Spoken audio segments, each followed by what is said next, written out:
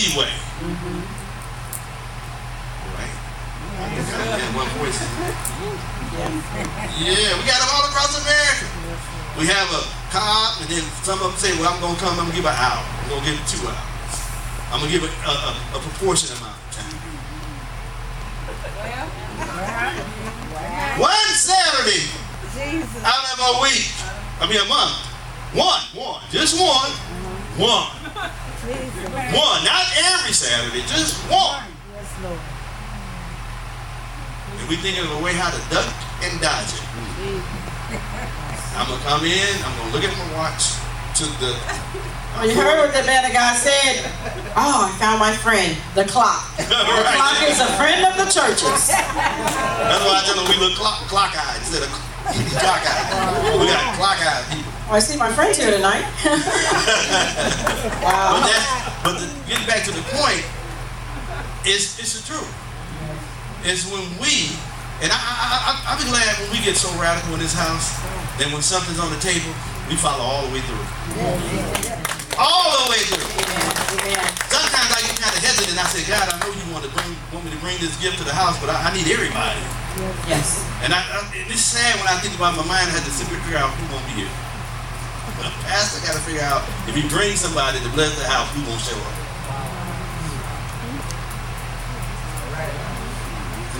That is sad. When I know if I'm going to come out of our pocket as a house to pay for their airfare, their hotel stay, and hospitality, to bring them here to this house, and then we pick and choose our allegiance and don't go all the way.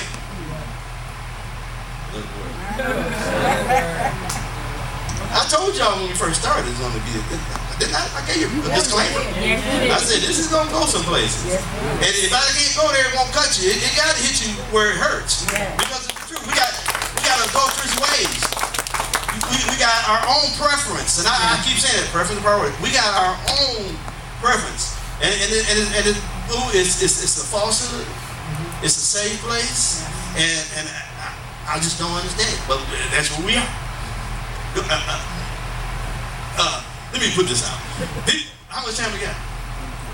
Okay, I'm gonna need half of that. And y'all know lately, when I say half, I've been doing half. Y'all know that, right? Okay. People all across America in our churches are looking for satisfaction. That's what they're looking for. They want to join churches because they're satisfied. They want to see if it's enough people. Yeah. They want to check the music. I told you before, folks riding down the street see how many cars. You know how many folks say, man, we got a lot of cars at your church. Like, what? I be wanting to blast them so bad. Why are you looking at the cars? Won't you come in the building?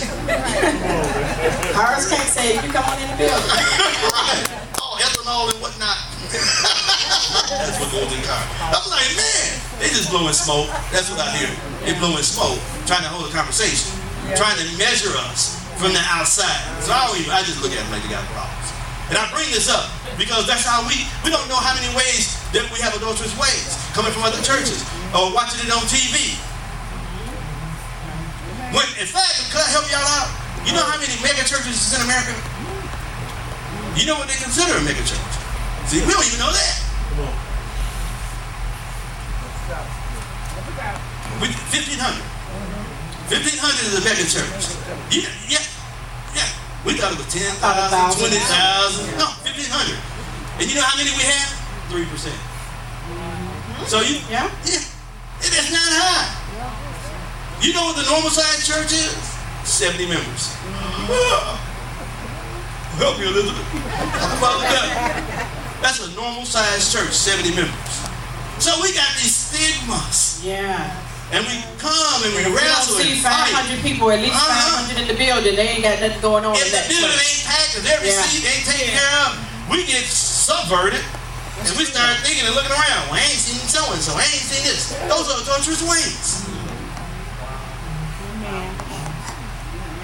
Now, we have to, just pray that God will attack those thinking caps, those wrong thinking caps. People will take them off and we'll begin to come into the right reasons for coming to church, because we have the majority of people, and it's true, the mass looking for these things, looking for a big church, good nice cars in the parking lot, and they're missing, the real thing. They're missing the message, the true message of Christ. And you have it. I hear people, y'all have friends, y'all have relatives and different ones, that go to these mainstream churches with these mainstream names or what have you. And you have that all over the place. And then they're lacking, they're short-sighted in other areas. We've had churches. I've seen churches. I mean, churches come and go. Big or little. Medium-sized, they come and go. I'm not stuck on that necessarily. What I really would like to have is 100% involvement. Come on, so amen. You can have 1,500 people and you only got 20 folks doing the work. Yeah, right. You're in trouble. I like to have at least 80 or 90 folks that's really all the way involved. I take that any day. Anything that come on the table, they say, let's do it. Yep. You ain't got to sit and try to figure out what you gonna bring. I don't know what you gonna bring. What you gonna do? When you gonna be there? I don't know. You know what I'm saying? Right. Am I gonna bring the receipt or I keep the receipt? Do you want to pay for it now or do I pay for it? We had an event just recently and I ain't had to struggle with it. I was like, oh, thank you, Lord. Yes. And I'm praying that God would bless whoever decides to put that on the table and say, no, we're not gonna put that expense. We're gonna man up. Yes. Maybe a female, but you're gonna man up. I'm gonna sacrifice too. Apostle sacrifice, I'm gonna sacrifice.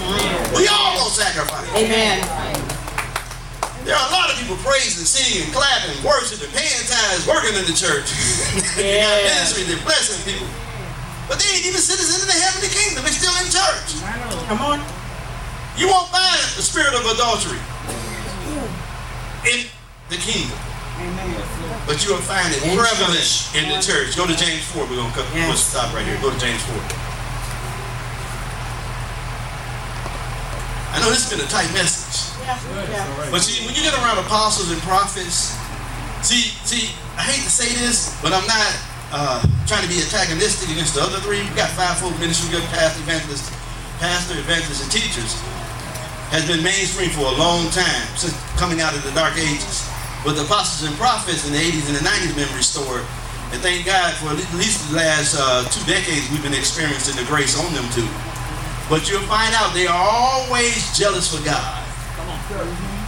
And anything that comes in the way to interrupt that relationship with God, you don't want to hang around them too long. Because it just, I'm talking about not some that are trying to be being driven on the charisma of man and trying to look for the accolades that come from the people, but really have virtuous spirit as it relates to God. They walk in the spirit of innocence when it comes to representing the kingdom. That's what I'm talking about. Not the ones that's trying to establish a name for themselves. James 4, verse 1. Where do wars and fights come from among you? Do they not come from your desires for pleasure that war in your members?